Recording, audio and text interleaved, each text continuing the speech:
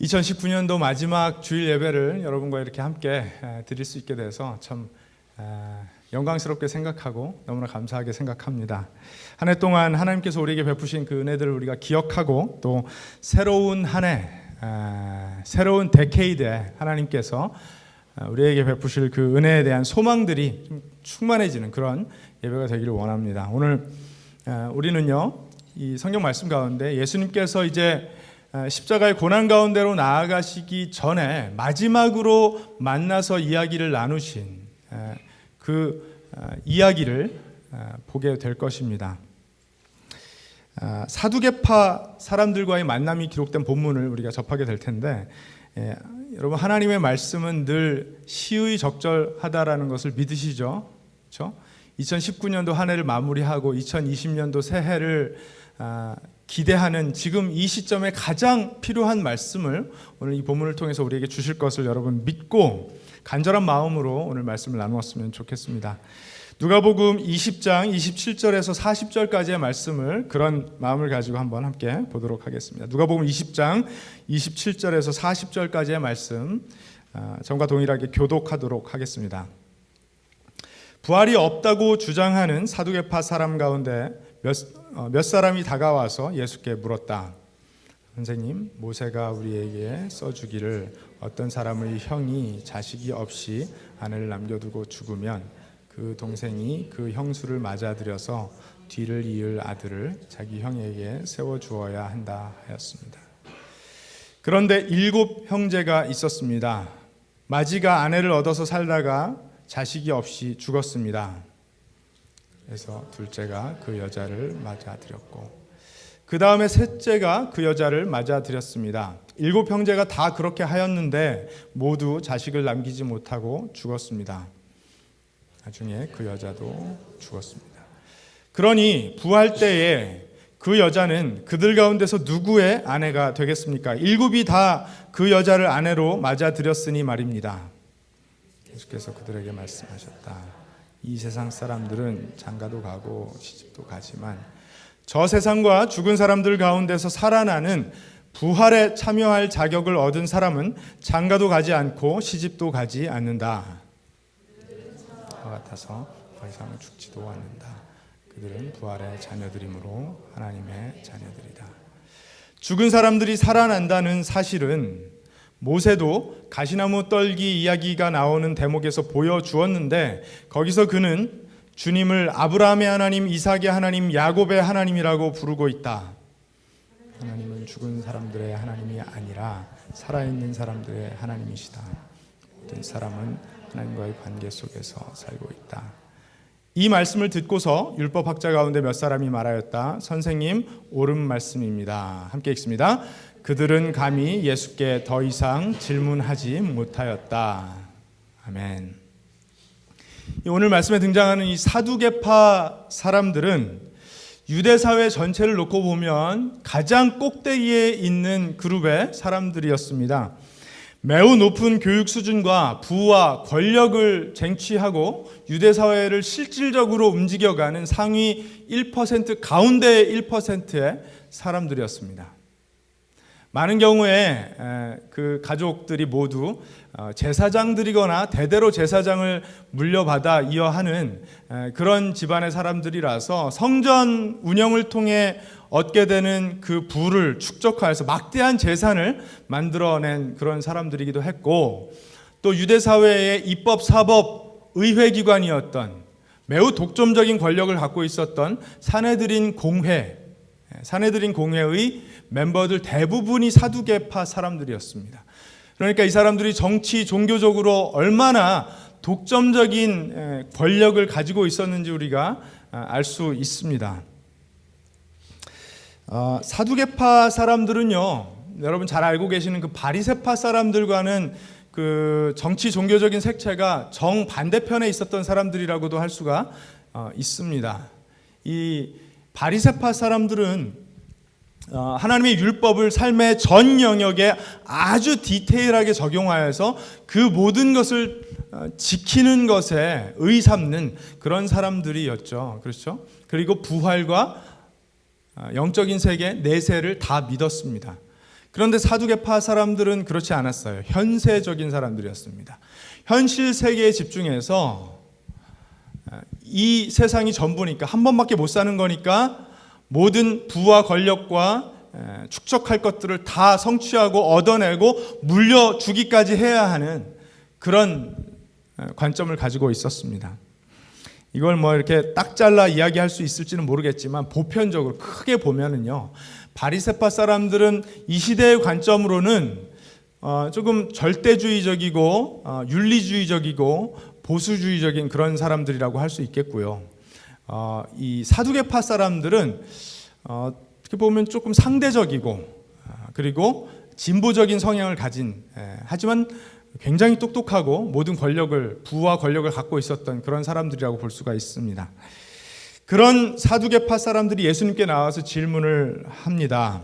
28절부터 33절까지에 기록된 내용이 그 질문의 내용인데요. 여러분 한 번만 읽어봐도 딱 알 수 있는 그런 내용입니다. 7 형제가 있었는데 맏 형이 어떤 여자와 결혼하여 살다가 자식이 없이 죽어서 율법의 요구대로 둘째와 셋째, 그래서 쭉 내려가서 7째까지 그 여인과 다 결혼을 하였지만 자식을 낳지 못하고 다 죽게 되었고, 결국은 그 여인까지 다 죽게 되었는데, 만약에 부활이 있다면 그 여자는 누구의 아내입니까? 이런 질문입니다. 이 사두개파 사람들의 질문은요, 실제로 신명기 25장에 있는 말씀을 근거로 하여서 예수님께 드린 질문입니다. 신명기 25장에 보면은요, 이런 말씀이 있어요. 형제들이 함께 사는데 그중 하나가 죽고 아들이 없거든 그 죽은 자의 아내는 나아가서 타인에게 시집가지 말 것이요, 그의 남편의 형제가 그에게로 들어가서 그를 맞이하여 아내로 삼아 그의 남편의 형제된 의무를 그에게 다 행할 것이요, 그 여인이 낳은 첫 아들이 그 죽은 형제의 이름을 잊게 하여 그 이름이 이스라엘 중에서 끊어지지 않게 할 것이니라. 이런 내용이 있습니다. 사실 이 제도는 이 땅에서 자손을 낳지 못하고 죽은 사람의 이름이 이어지도록 하는 그런 원리를 가진 제도이기도 했지만, 남겨진 자, 그 여자가 홀로 남겨졌을 때 사실 생존이 굉장히 어렵습니다. 먹고 살 방도가 많지 않았던 그 시대에 사회적인 약자였던 여자들이 다시 그 가문 안에서 결혼을 하여서, 형제들과 결혼을 하여서 생존을 이어가고 그 집안의 가문을 이어갈 수 있도록 은혜를 베푸는, 그러니까 긍휼을 베이스로 한 그런 제도였습니다. 매우 좋은 제도였다라고 할 수 있습니다. 우리가 지금 생각하기에는 이상할지 모르지만 그 당시 사회적인 배경을 놓고 생각하면 이 제도는 매우 은혜롭고 긍휼이 넘치는 제도였다라고 할 수 있습니다. 그래서 신명기 25장에 계속해서 보면 이런 내용이 있어요. 그러나 그 사람이 만일 그 형제의 아내 맞이하기를 즐겨하지 아니하면 그 형제의 아내는 그 성문으로 장로들에게로 나아가서 말하기를, 내 남편의 형제가 그 형제의 이름을 이스라엘 중에서 잊기를 싫어하여 남편의 형제된 의무를 내게 행하지 아니하나이다 할 것이, 고발하라는 거예요. 그 성읍 장로들은 그를 불러다가 말할 것이며 그가 이미 정한 뜻대로 말하기를, 내가 그 여자를 맞이하기를 즐겨하지 아니하노라 하면, 만약에 그 가문의 기업을 이을 것을 거절하면 이렇게 하라는 거예요. 그의 형제의 아내가 장로들 앞에서 그에게 나아가서 그의 발에서 신을 벗기고 증표 삼는다는 것이죠. 그의 얼굴에 침을 뱉으며 이르기를, 그의 형제의 집을 세우기를 즐겨 아니하는 자에게는 이같이 할 것이라 하고 이스라엘 중에서 그의 이름을 신벗김 받은 자의 집이라 부를 것이니라. 한마디로 수치스러운 일이라는 것입니다. 그 형의 집안에 그 기업을 이어주지 않는 것은 남은 자로서 할 짓이 아니라는 거예요. 이건 고발할 수 있을 정도의 일이라는 것입니다. 이렇게 좋은 제도를 갖다가 이 사두개파 사람들은 아주 극단적인, 7 형제가 있었는데 다 죽었대요. 그리고 나중에 그 여자도 죽었대요. 이런 극단적인 예를 들어서 예수님께 어떤 의도를 가지고 질문을 드리는 것입니다. 여러분, 조금 전에 읽어드린 그 신명기 25장에 있는 내용, 우리가 얼마 전에 보았던 룻기, 그러니까 큐티 본문 말씀을 통해서 모압 땅으로 이민 갔던 이 나오미라는 여인이 남편이 아들 둘이 죽고 난 후에 이방 여인이었던 며느리 룻과 함께 다시 베들레헴으로 돌아와서 어떻게 하죠? 자기 집안에, 그 남편 엘리멜렉의 집안에 기업 물을 자였던 보아스와 며느리 룻이 결혼하도록 하여서 그 이름이 이어지도록 하는 그런 이야기를 우리가 본 적이 있습니다. 그때 보아스가 그 엘리멜렉 집안 안에서 자기보다 순서적으로 우선순위에 있었던 기업 물을 자를 그 장로들 앞에 끌어다 놓고 어떻게 하죠? 만약에 이 룻과 결혼하지 않겠다면 이게 굉장히 손해가 나는 일이거든요. 자식을 낳아도 자기 자식이 아니고 재산이 생겨도 자기 재산이 아니라 이 엘리멜렉 집안의 것이 되는 것입니다. 손해가 막심하잖아요. 그래서 하지 않겠다면 신을 벗어서 증표를 삼겠다라고 이야기하는데 그렇게 하죠. 그래서 보아스가 룻과 결혼하여서 오벳을 낳고 오벳이 이새를 낳아서 다윗의 아버지가 되게 하고 나중에 이제 그 자손들을 통하여 예수 그리스도가 오시는 그 이야기를 우리가 보았습니다. 기억나시죠? 네. 신명기 25장의 그 좋은 제도가 이렇게 좋게 실현이 되었던 일도 있었는데 사두개파 사람들은 참 마음이 꼬인 사람들이에요. 자신들이 이제 부활을 믿지 않았기 때문에 부활이 없다라는 것을 논리적으로 증명하기 위해서 예수님께 이런 질문을 드렸던 것입니다. 사두개파 사람들은 이 질문을 하면서 자신들의 논리로 부활과 내세, 영적인 세상이 없다라는 걸 입증하려고 했고요. 혹시라도 예수님이 잘못 대답을 하면 자신들이 공격할 수 있을 뿐더러 옆에 있었던 나중에 이제 율법 교사라고 나오지만 바리새파 사람들이에요. 이 바리새파 사람들도 예수님을 공격할 수 있도록 하기 위해서, 예수님을 곤경에 처하도록 하기 위해서 이런 질문을 아주 베베 꼬인 마음으로 했던 것입니다. 여러분, 그렇지만 예수님이 그런 그들의 얕은 수에 넘어가실 분입니까? 그렇지 않죠? 그렇죠? 예수님의 대답은요, 항상 우리의 예상과 기대를 초월하고 모든 것을 압도하는 힘이 있습니다. 예수님의 대답은 오늘 말씀 가운데 그들 모두의 생각이 틀렸다라는 것을 보여주십니다. 이게 첫 번째 포인트예요. 예수님의 대답은 그들 모두의 생각이 틀렸다라는 것을 보여주세요.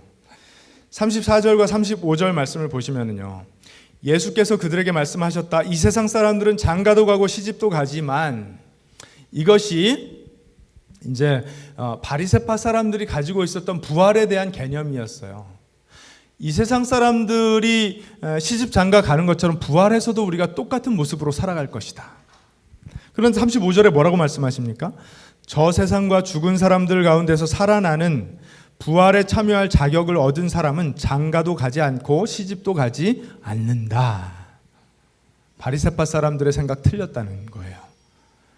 동시에 부활이 없지 않고 있다라고 말씀하시면서 사두개파 사람들의 생각도 틀렸다라고 말씀하시는 것입니다. 부활해서도 이 땅에서의 모습과 똑같이 살아갈 거라고 생각하는 이 사람들의 생각, 바리새파 사람들의 생각도 틀렸고, 또 율법의 요구가 이루어질 수 없으니, 아니 이 땅에서 7명과 결혼해서 살았던 그 여인이 부활이 있다면 부활해서 누구와 함께 살아야 됩니까? 이런 아주 수준 낮은 베베 꼬인 질문을 하는 이 사두개파 사람들의 논리도 틀렸다라는 것을 예수님께서 말씀하시는 것입니다. 여러분, 인간의 논리는 이렇습니다. 인간의 논리는요, 내가 좀 이해할 수 없으면은요, 마음이 좀 이렇게 틀어지고 베베 꼬여서 반박하고 싶어요. 저도 하나님 만나기 전에 그랬습니다. 교회 그냥 믿음 없이 다니면서 전도사님들, 목사님들 곤란하게 할 질문만 골라서 그렇게 후벼 파댔어요. 저도 그랬었습니다. 자신들이 이해할 수 있는 수준에서만 믿으려고 합니다. 이게 사람의 접근 방법입니다. 그런 믿음으로 하나님의 섭리를 재단하려는 것이 옳지 않다는 것을 오늘 예수님께서 예수님의 대답으로 보여주시는 거예요. 나의 생각의 박스 안에 그 크시고 높으시고 넓으신 하나님을 가두려고 하는 것은 너무나 어리석은 접근이라는 것을 예수님께서 말씀하시는 것입니다. 저희 아이들이 이제 이번 달에 이제 8살이 됐고 이제 2학년인데 학교에서 제가 2학년 때는 그런 걸 배운 기억이 없는데요. 미네랄에 대해서 배우나 봐요. 미네랄에 대해서 배우는데 이 돌멩이 안에 미네랄이 있다는 걸 배우잖아요. 그래서 맨날 땅만 보고 다니는 거예요. 돌멩이 주우려고. 저기에 그렇게 귀한 미네랄이 있다고 하면서. 그런데 이제 식사하는 중에 우리 몸에도 미네랄이 있고 우리가 먹는 음식에도 있고 이 물 안에도 미네랄이 있다고 하니까 애들이 깜짝 놀라는 거죠.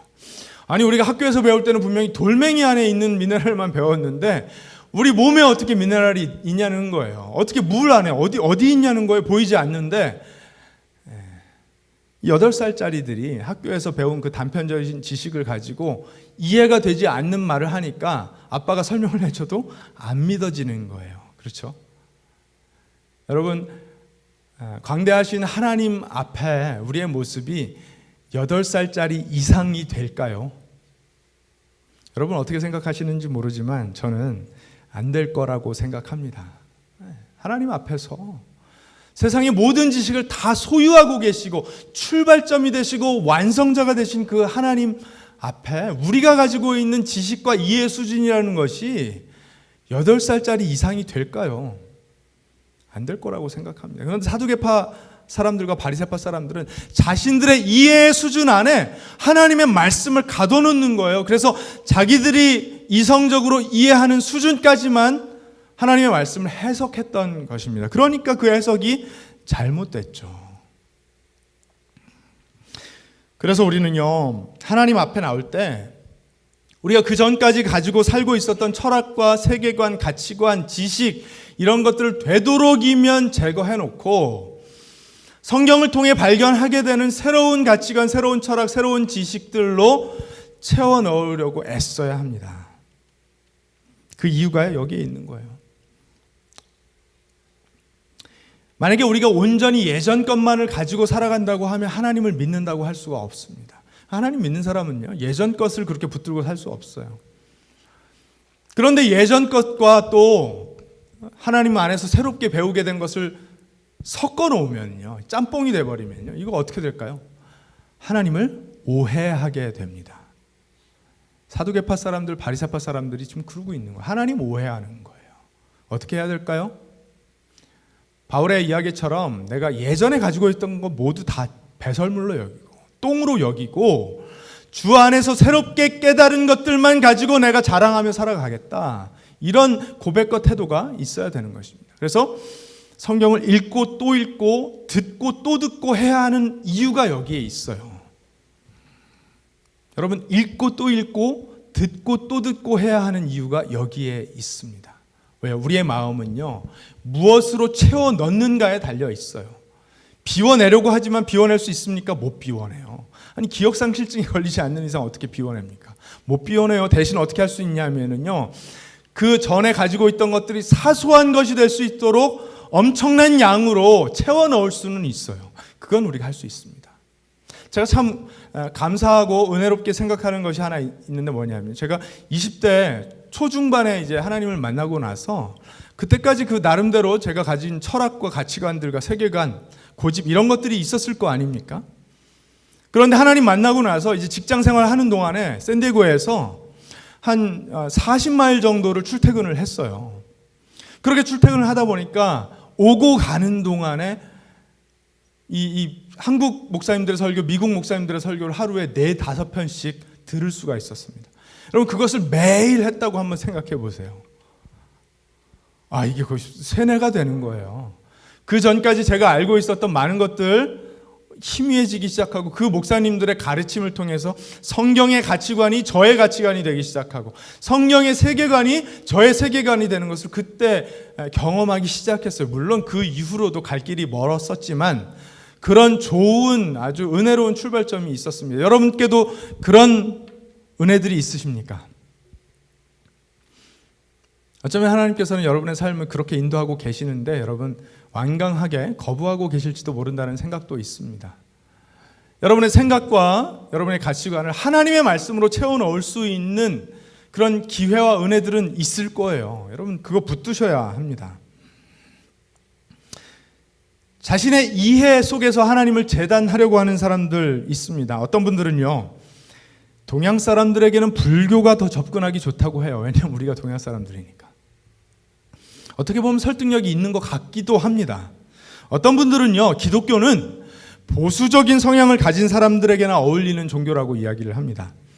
나름대로 설득력이 있는 것 같아요. 왜냐하면 더 윤리적이기 때문에, 그렇죠? 시스템을 유지하려는 입장이 있기 때문에. 그분들 입장에서는 틀린 말이 아닐 수도 있습니다.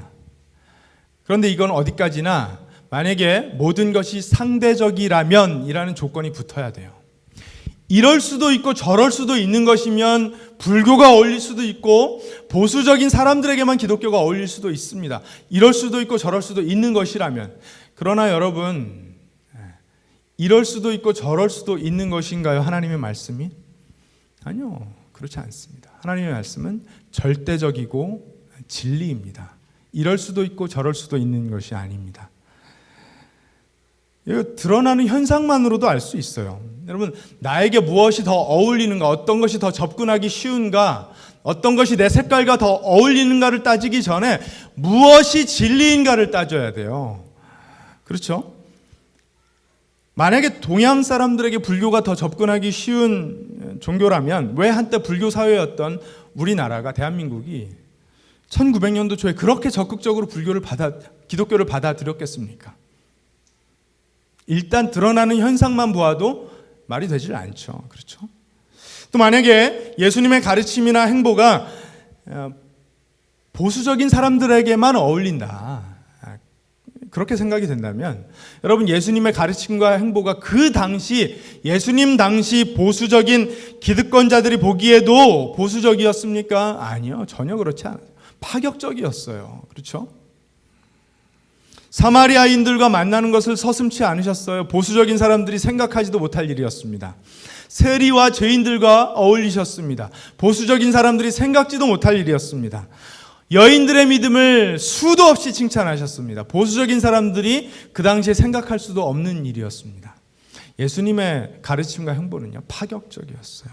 여러분, 그렇다고 예수님의 가르침과 사역의 행보가 진보적이었습니까? 아니요, 그렇지 않습니다. 진보적인 사람들이 느끼기에도 파격적이었습니다. 파격적으로 보수적으로 느낄 일들이 많았어요. 예수님은 늘 구약의 말씀을 인용하셨고요, 구약의 예언들을 성취하셨고요, 그리고 유대교의 전통적인 견해로 볼 때 예수님이 하신 말씀과 보이신 이적과 기적들은 예수님이 메시아라는 것을 분명하게 드러내요. 그런 전통에 입각해서 마태는 예수님이 메시아라는 것을 계속해서 증명합니다. 이건 진보적인 생각을 가진 사람들에게는 어울리지 않는 일이었어요. 예수님은 또 부활과 내세를 가르치셨어요. 사두개파 사람들처럼 현실적인 세상이 전부라고 생각하는 사람들에게는 도저히 용납이 안 되는 일이었어요. 그래서 오늘 공격하는 거잖아요. 그렇죠? 여러분, 예수님의 가르침과 사역은요, 세상의 그 어떤 프레임에도 가둘 수가 없는 것입니다. 믿으십니까? 네. 여러분, 기독교를 보수라고 생각하셔서 나는 보수적이니까 어울려, 큰 오해입니다. 또는 예수님의 하신 일들은 진보적이니까 나는 진보적인 사람이라서 어울려, 이것도 굉장히 큰 오해입니다. 예수님의 가르침과 사역은, 성경은 이 세상의 그 어떤 프레임에도 가둘 수가 없습니다. 그러니 인간이 인간의 이해로 수용할 만한 것이 아니에요. 예수님의 가르침이 만약에 진리라면 예수님의 가르침을 담아내지 못하는 세상의 철학과 가치관과 사상들은 진리에 미치지 못하는 것들입니다. 다시 말씀드릴게요. 예수님의 가르침이 진리라면 예수님의 가르침을 담아내지 못하는 세상의 가치관과 세상 철학들은 진리에 미치지 못하는 것입니다. 그러므로 성경 말씀보다 중요할 수가 없습니다. 만약에 그런 것들로 예수님의 가르침을 잘라내려고 하고 박스 안에 가두려고 하면 그것은 틀린 것입니다. 예수님 그걸 가르쳐 주시는 거예요. 여러분, 우리는 다 예전에 하나님에 대한 오해를 가지고 살았던 사람들이었습니다. 저도 그랬고요. 여러분들도 그러셨을 거예요. 어쩌면 여전히 하나님을 오해하고 계신 분들이 계실지도 모르겠어요. 여러분들이 가지고 있는 성향과 가치관과 세계관과 이해의 수준 안에 하나님을 가둬놓고 그래, 그러니까 하나님이지 뭐 이렇게 접근하는 분들이 계실지도 모르겠어요. 그러나 그것은 올바른 접근이 아닙니다. 선지자 이사야는 하나님의 말씀을 이렇게 전했습니다. 이사야서 55장 8절부터 11절 말씀을 보면은요, 한번 같이 읽을까요? 이사야서 55장 8절부터 11절까지 시작. 나의 생각은 너희의 생각과 다르며 너희의 길은 나의 길과 다르다. 주님께서 하신 말씀이다. 하늘이 땅보다 높듯이 나의 길은 너희의 길보다 높으며 나의 생각은 너희의 생각보다 높다.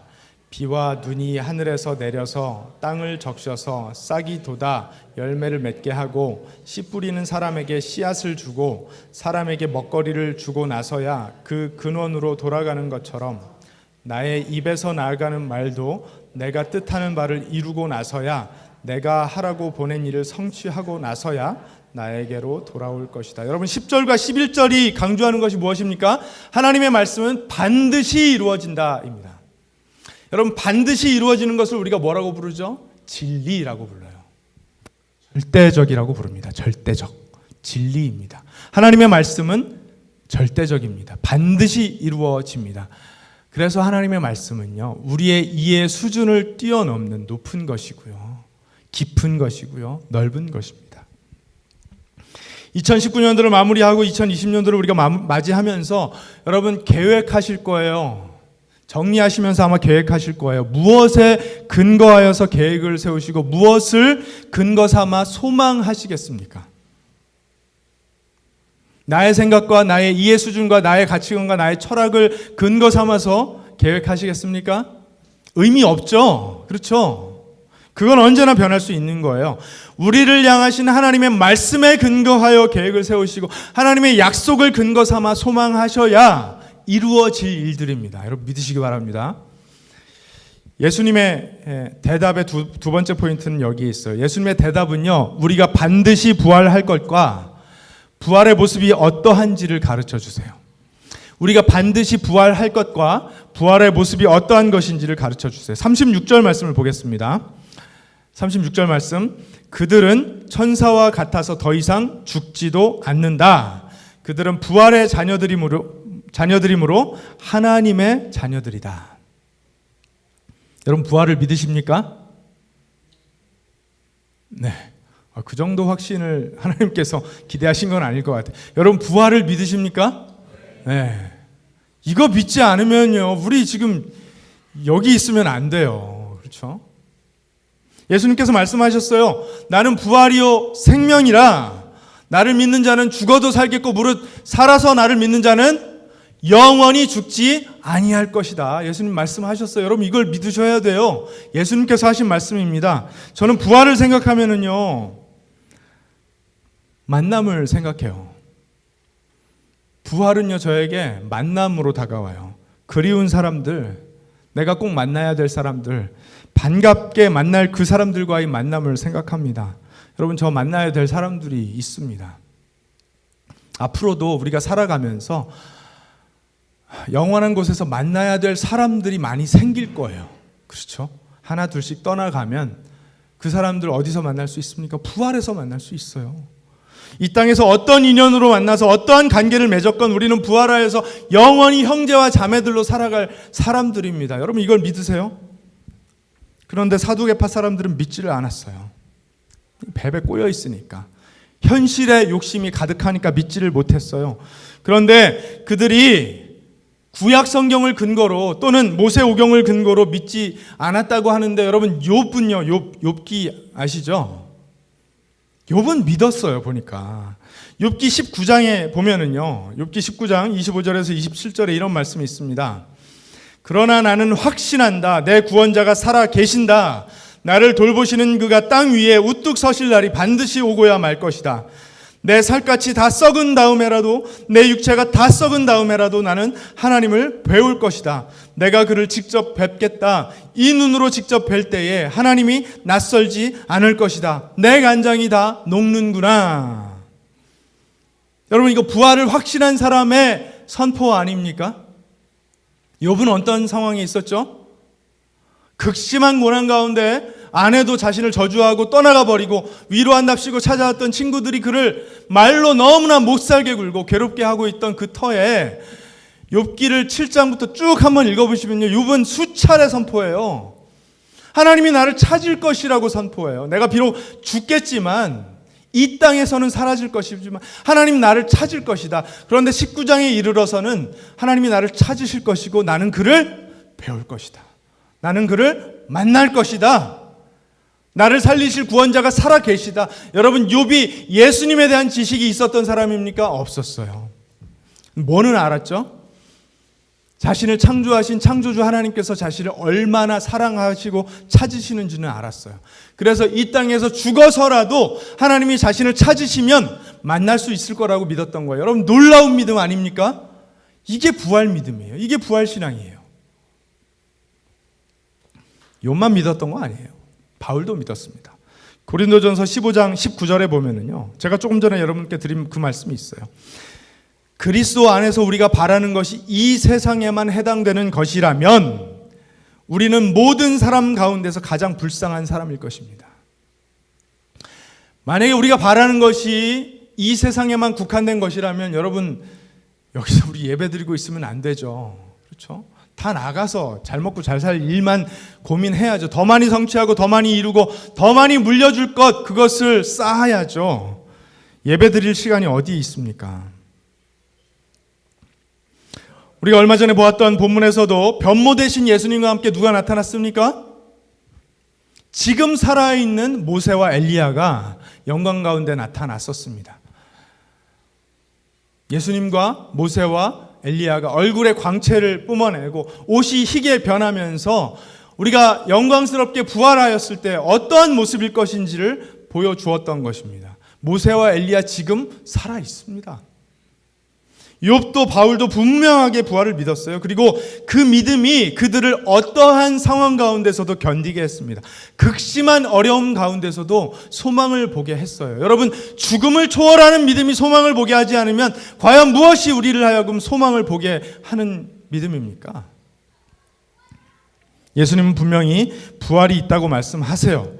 부활한 사람들은 천사와 같아서 죽지도 않는다고 말씀하세요.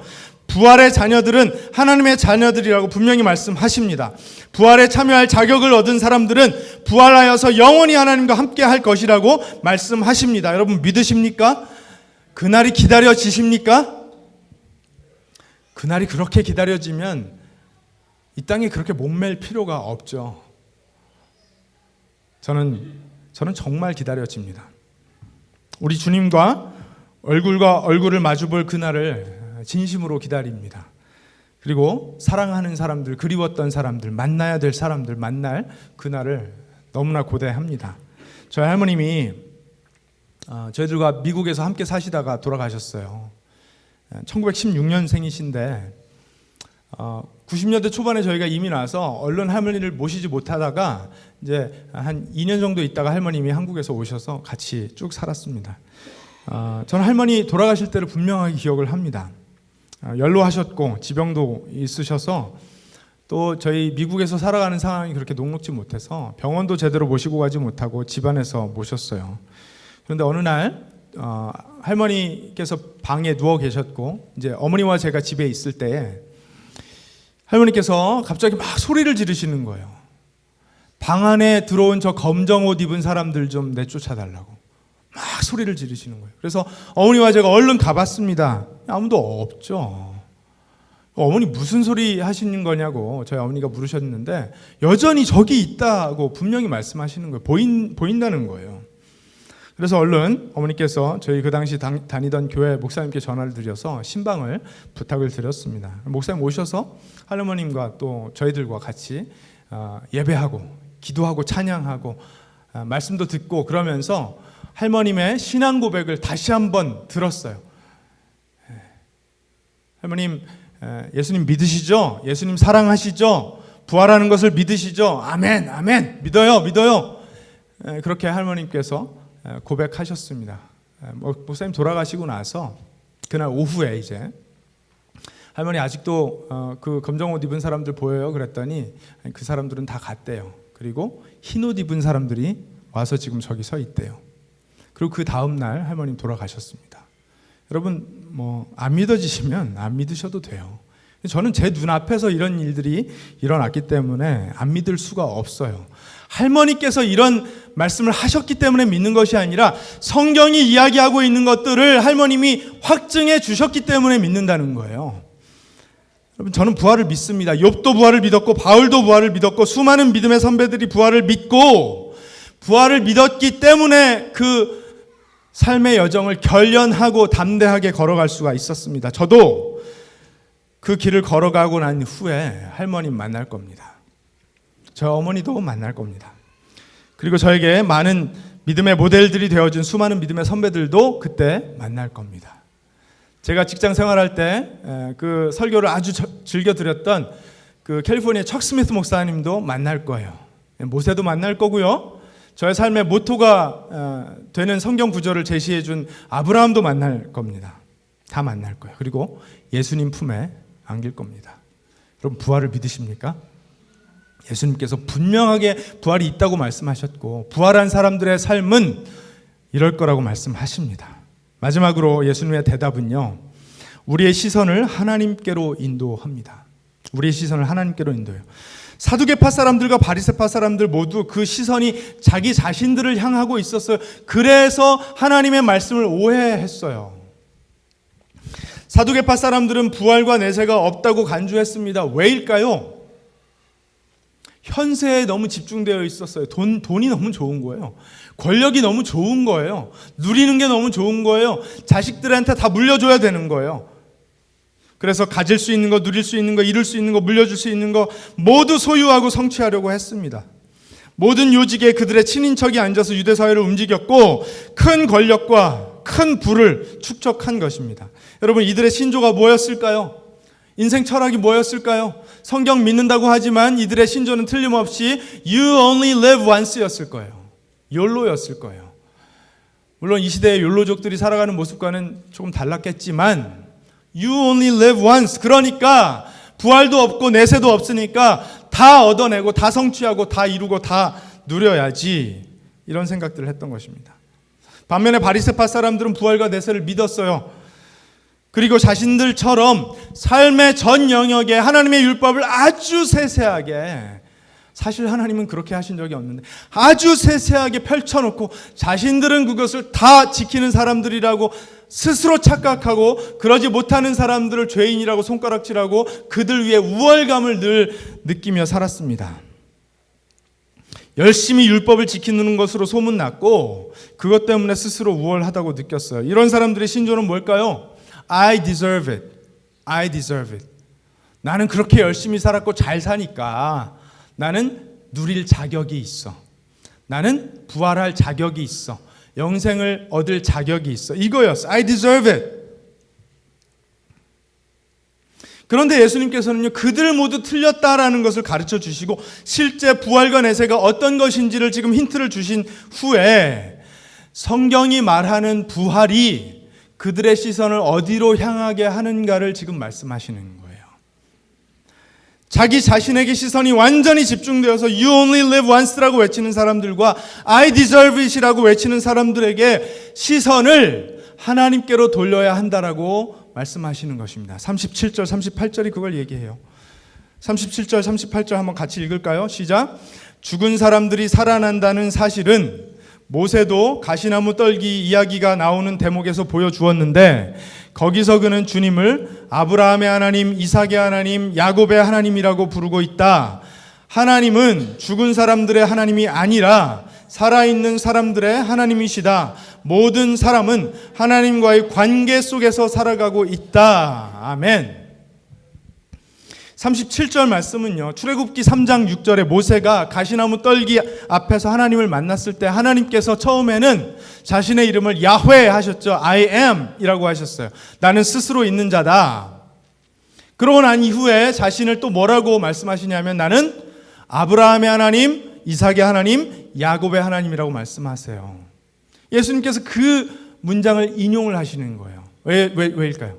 사두개파 사람들이 모세오경만 참된 성경이라고 믿고 뭐 이사야, 시편, 오늘 제가 인용한 욥기 이런 건 다 모세오경을 이해하기 위한 참고 문헌 정도로 생각했기 때문에 모세오경을 읽다 보면은요 문자적으로는 부활이 없거든요. 그래서 그들이 부활이 없다고 주장했던 거예요. 그런데 예수님께서 아니 봐봐, 너희들을 그렇게 신봉하는 출애굽기에 보니까 하나님은 아브라함의 하나님, 이삭의 하나님, 야곱의 하나님이라고 분명히 말씀하시는데 그러면 하나님이 죽은 자의 하나님이시니? 하나님이 죽은 자들의 하나님이시니 아니면 산 자들의 하나님이시니? 거꾸로 물어보시는 거예요. 이거 다 알고 있는 이야기거든요. 하나님은 산 사람들의 하나님이세요. 하나님이 만약에 산 사람들의 하나님이시라면 아브라함과 야곱과 이삭은 어떻다고요? 아브라함과 이삭과 야곱은 지금 살아있다고요. 지금 하나님이 아브라함의 하나님, 이삭의 하나님, 야곱의 하나님이라고 불리우는 것을 즐겨 하셨던 것은 그들이 살아있기 때문이라는 것입니다. 예수님이 친히 지금 이걸 해석해 주시는 거예요. 너네 이 성경 많이 읽었잖아. 그런데 아직도 몰라? 네. 그들의 그 비비 꼬인 마음을 한번 이렇게 툭 찔러 주신 거예요. 여러분, 같은 성경을 읽어도 하나님께 관심이 있는 사람은 성경을 올바르게 이해할 수가 있습니다. 그러나 자기 자신에게 시선이 집중되어서 나에게 유리하도록 성경을 이해하려고 하면 하나님의 마음을 이해할 수 없을 뿐더러 자기 자신에게 유익하지도 않습니다. 사두개파 사람들, 바리새파 사람들 다 자기 자신들에게, 자기 자신에게 유리하도록 성경을 이해하고 있었기 때문에 하나님의 마음은 이해할 수가 없었던 거예요. 예수님께서는요, 바로 그 말씀 안에 부활이 약속되어 있다는 것을 보여주시는 거예요. 출애굽기 안에도 약속이 되어 있어. 그것만이 아니죠. 38절에 저 세상에서 지금 하나님과 함께 살고 있는 아브라함, 이삭, 야곱이나 또 모세, 엘리야나 이 세상에서 살고 있는 사람들이나 모두 어떻다고요? 하나님과 관계를 맺고 살아가고 있다고요. 살아있는 사람들은 모두 하나님과 관계를 맺고 살아가고 있다고요. 여러분 믿으십니까? ESV 성경을 보니까요, 그 38절 말씀을 For all live to him 이라고 번역을 해놨고요. 그 넷바이블이라는 NET 성경을 보니까 For all live before him.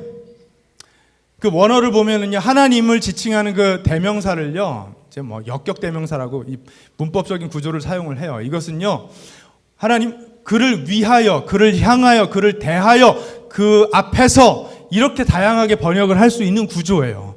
그래서 이렇게 번역이 다양한데 오늘 세번역 성경이 하나님과 관계 속에서 살고 있다, 아주 적절한 번역을 했어요. 그를 위하여나 그 앞에서나 그를 향하여나 그를 대하여나 다 하나님과의 관계 속에서 살고 있다는 거예요. 여러분, 산 사람은 다 하나님과의 관계 속에서 살아가고 있습니다. 이 땅에서나 저 땅에서나 똑같다는 거예요. 사도 바울은 이것을 로마서 6장에 이렇게 말합니다. 로마서 6장 10절과 11절 말씀을 보면 그리스도께서 죽으신 죽음은 죄에 대해서, 똑같은 인용이에요. 죄에 대해서 단번에 죽은 것이요, 그분이 사시는 삶은 하나님을 위하여 사시는 것입니다.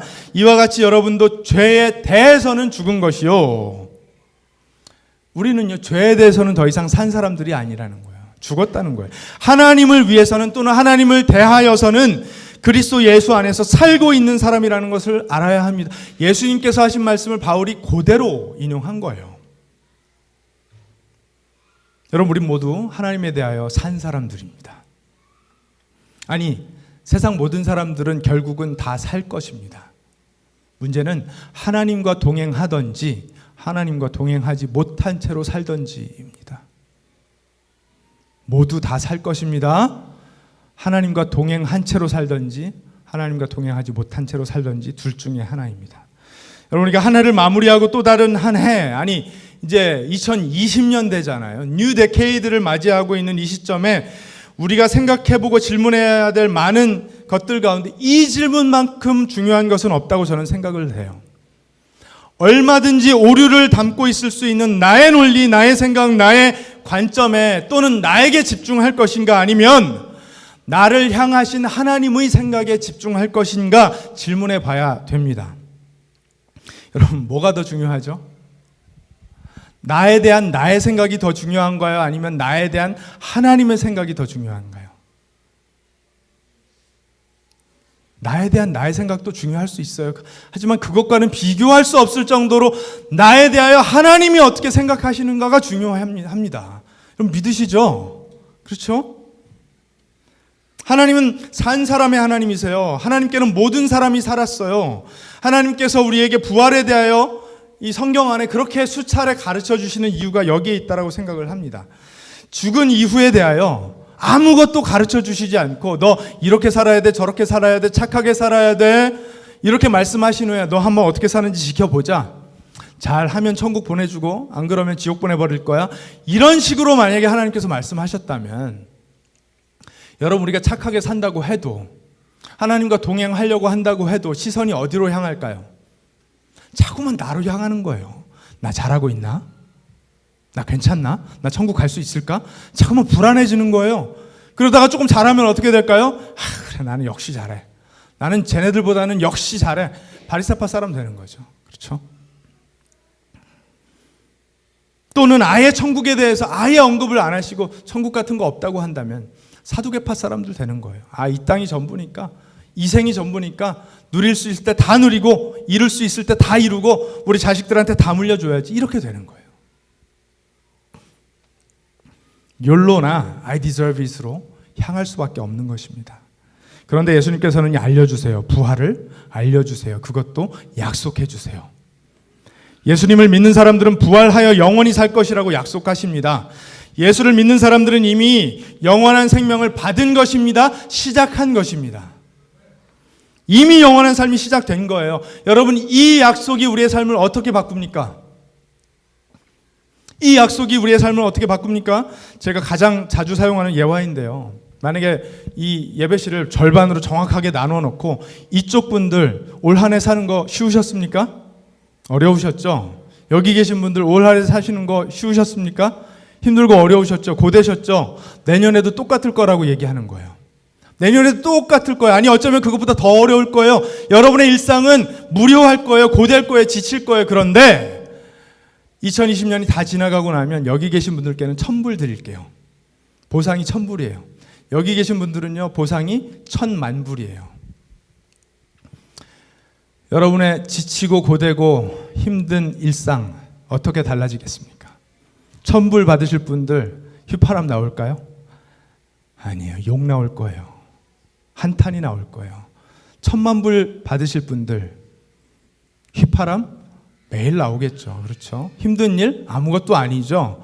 룰루랄라죠. 1년만 지나가고 나면 1000만불인데요. 그렇죠?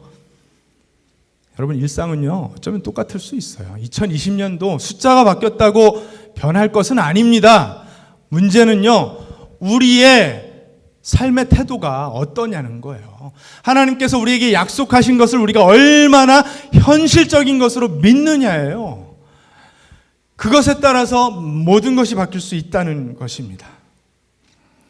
사랑하는 여러분, 이제 2019년도를 우리가 정리해야 돼요. 싫든 좋든 정리해야 돼요. 보람이 있어서도 정리해야 되고요. 후회가 돼도 정리해야 됩니다. 그리고 2020년이라는 새로운 시간을 살아가게 됩니다. 싫어도요, 그 시간은 찾아옵니다. 뭘 바라봐야 될까요? 누굴 바라봐야 될까요? 하나님 바라봐야죠. 하나님께 대하여 살아가야죠. 하나님 앞에서 살아야죠. 하나님 위에서 살아야죠. 하나님을 향하여 살아야죠. 우리는 하나님께 대하여 살아가는 것입니다. 잘 사는지 못 사는지 하나님께서 우리를 감시하고 내팽개 쳐두시는 것이 아니라 우리에게 영원한 생명을 약속하시고 우리와 동행을 약속하시고 동행해 주시는 하나님이십니다. 못할 일이 뭐가 있습니까? 두려워할 일이 뭐가 있습니까? 예수를 믿는 사람들은요, 할 수 있어요. 예수께서 뭐라고 말씀하셨죠? 할 수 있거든이 무슨 말이냐? 믿는 사람에게는 능치 못할 일이 없다. 모든 것을 할 수 있다 말씀하셨어요. 바울은 말합니다. 자기 아들을 아끼지 않으시고 우리 모두를 위하여 내주신 분이 어찌 그 아들과 함께 우리 모든 것을 우리에게 선물로 거저주지 않으시겠습니까? 로마서 8장에 말합니다. 2020년에 어떤 고난과 역경이 우리를 찾아온다고 해도 하나님과 동행한다면 넉넉히 이길 수 있습니다. 그 부활을 이야기하는 고린도전서 15장 사도 바울이 이렇게 말합니다. 고린도전서 15장 55절부터 58절, 제가 하나님을 의지하는 마음으로 여러분들께도 당부드리고 싶은 말씀입니다. 이건 개역개정 성경으로 읽어야 되더라고요. 사망아 너의 승리가 어디 있느냐? 사망아 내가 쏘는 것이 어디 있느냐? 사망이 쏘는 것은 죄요, 죄의 권능은 율법이라. 우리 주 예수 그리스도로 말미암아 우리에게 승리를 주시는 하나님께 감사하노니, 그러므로 내 사랑하는 형제들아 견실하며 흔들리지 말고 항상 주의 일에 더욱 힘쓰는 자들이 되라. 이는 너의 수고가 주 안에서 헛되지 않은 줄 알미라. 아멘.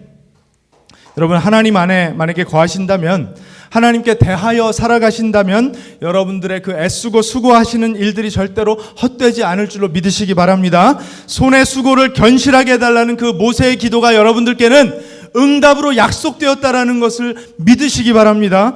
그래서 2020년도에 여러분들의 애쓰시는 모든 일들이 하나님 안에서 그리스도 예수의 이름으로 응답받는, 견실하게 열매 맺는 그런 한 해가 되시기를 예수 그리스도의 귀하신 이름으로 축복합니다. 기도하겠습니다.